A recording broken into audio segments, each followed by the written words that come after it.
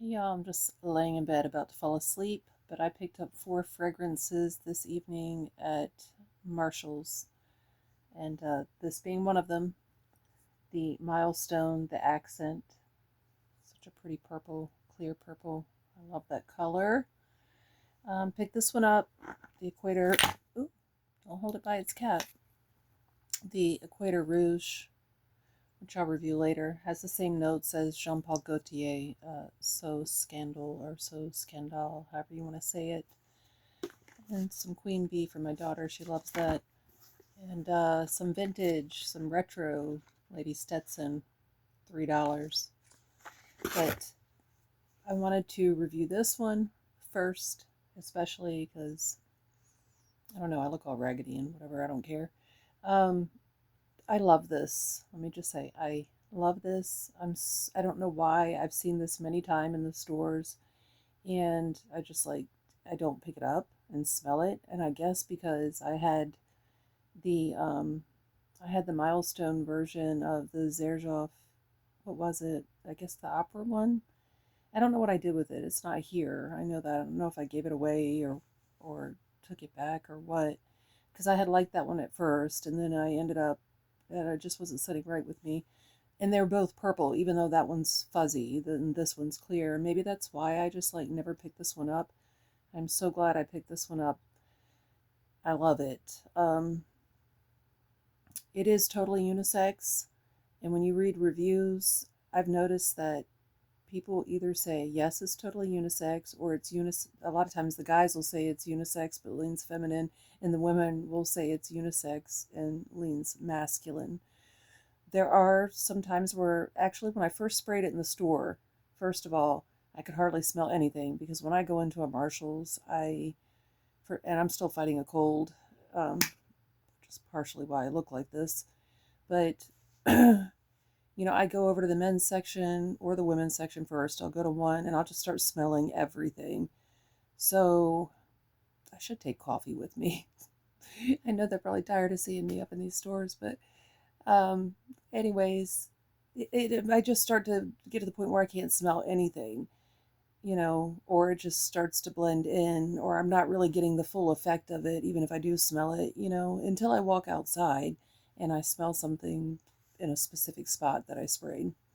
Anyway, so when I picked this up and I sprayed it, I was like, oh yeah, that's nice. It leans a little bit masculine, is what I was thinking. But then I was smelling other stuff and I just kept coming back to it. And I was like, no, I like this, even though I'm surrounded by multitudes of other smells. And I could tell that I wasn't getting the full focus, of this because it was so mixed with so many other smells. I picked it up anyway. And since coming home, I ended up going to other stores and stuff. I was going to go to the gym, but it's Sunday night and I forgot. Planet Fitness now closes. Ever since the pandemic, they never went back to normal hours, which is bogus because they're supposed to be 24/7. But anyway, my neighbor's dog is barking. Anyway, I love this, love this, love this, and I'll tell you why. It reminds me of something that I loved in the past. And I think fragrance has a lot to do with association. So some younger people may not get the association and therefore may not have the same appreciation. Maybe you will, maybe you won't, but I'm just putting it out there. Maybe you won't because for me, it's very nostalgic smelling. For me, something about this smells very much like, and I kept trying to figure out what it was, very much like the old original Colors by Benetton.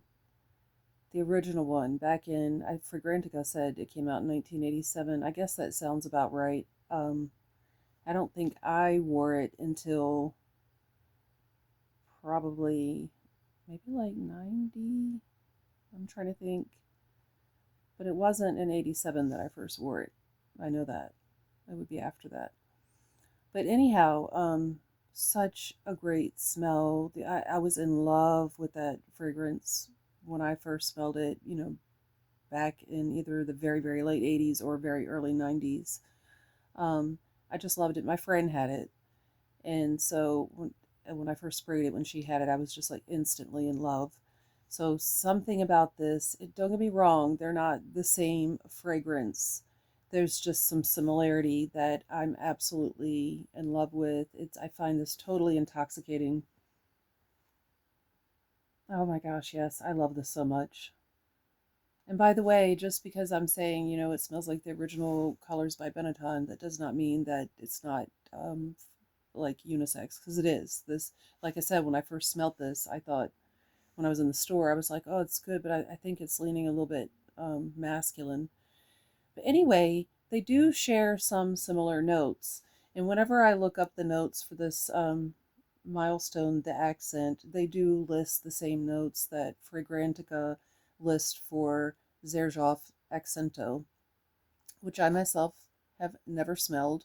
Although now I would, maybe be interested in getting it, even though I'm sure I don't know what the price is for it currently, but it certainly isn't um, $12.99, which this was $12.99.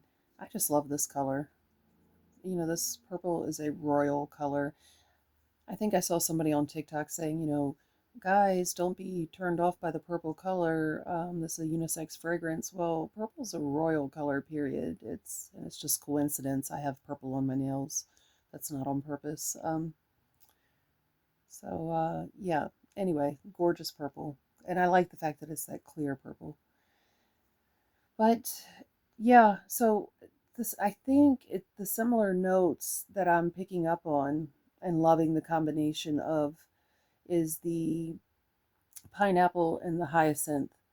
And then there's something sort of fresh, watery, not watery necessarily, but like fresh, a little spicy, a little bit earthy. I just love it. But definitely, it's definitely got to be the pineapple hyacinth green type smell. If y'all know what and by the way, like I think it was back in like 2018, 2019. I was very sick in 2018, so maybe it was 2019. I picked up one of the colors by Benetton, colors of Benetton, whatever, at I think it was Ross, and I ended up taking it back. I don't Usually Ross doesn't let you take stuff back, because I was so disappointed because it didn't smell like I remembered it. And I think I got the one that was in the green bottle. Now I kind of wish I hadn't taken it back though, just because I never see it in like Ross or anything anymore. For those who don't know, y'all who are a little younger, Benetton was a very popular in the 80s and 90s, and it's kind of preppy. It was very easy to spot their style. It just by their use of colors and just their style, but it was just super popular and very, very much loved by a variety of different kinds of people, I would say. And I think I was reading that they ended up kind of struggling with business because they would get involved with certain social issues. And some people claim, I'm sure that's not the only reason, but some people claim that they were involved with the social issues for more as like shock value than really caring. But I don't think that's true. And I'm not going to get involved. I would start talking about the social issues that they addressed that I care about, that I was glad they addressed. I won't talk about that now. But anyway, they're an Italian company. And wow, to me, I'm obsessed with this now. Because it's not the same, but it's, to me, some parts of it, pieces of it are just so similar to the original Colors of Benetton. I love this. I'm so glad that I picked it up and smelled it and have it, because this is probably going to be one of my favorites now. And I'll tell you too, I sprayed this all over my car when I left Marshall's, which is on the east side of town. I live on the west side of town. And I went back to the west side, went into a couple of stores, and every time I got in my car, I could still smell this.